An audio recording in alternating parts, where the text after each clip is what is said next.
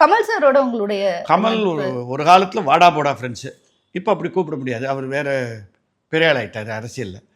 But ரொம்ப ஜாலியாக இருந்தோம் எங்களுக்குள்ள.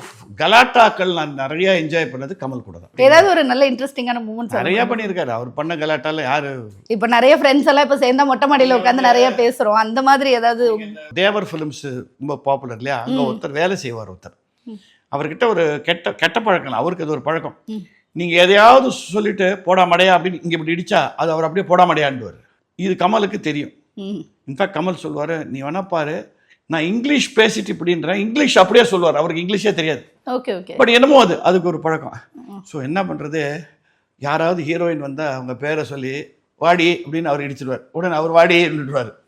சார் நான் சொல்லம்மா இவர் பண்ண வேலைமா. இந்த கலாட்டாலாம் நிறைய பண்ணுவார் கமல் சார். கமல் அந்த கமல் இப்போ இல்லை, மாறி போச்சு. மெச்சூர்ட் ஆயிட்டாரு, சீரியஸ் ஆயிட்டாரு. You don't mature does not mean you must forget the fun in life.